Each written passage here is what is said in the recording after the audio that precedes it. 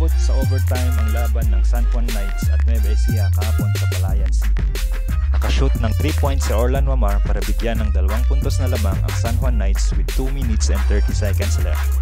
Bigo ang Nueva Ecija nang makabawi sa kanilang court at mabilis namang naibaba ng San Juan ng bola na nagresulta sa isang tres ni Adrian Nocum para itaas sa 5 ang lamang ng San Juan sa huling 2 minuto ng laro. Agad namang bumawi ang Nueva Ecija sa pangunguna ni Collado at Pamboy Raimundo. Gumana ang 2-man game ni Pamboy at Jay Collado na nagresulta sa isang crucial na 3-pointer ni Collado para maibaba sa 2 ang lamang ng San Juan Knights. Pagkatapos nito ay naitabla ni Pamboy Raimundo sa score na 89-all matapos makawala sa kanyang bantay at maipasok ang kanyang floater. May chance pa na manalo ang San Juan.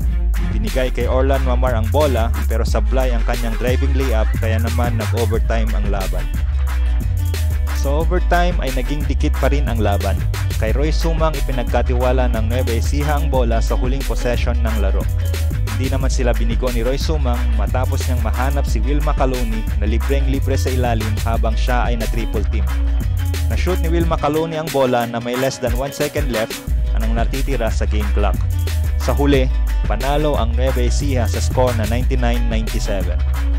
Si Michael Huico ang naging best player of the game pagkatapos gumawa ng 19 points, 6 rebounds at 4 assists. Umangat sa record na 22 wins at 5 losses ang record ng Nueva Ecija habang ang San Juan naman ay bumaba ang record sa 19 wins at 7 losses.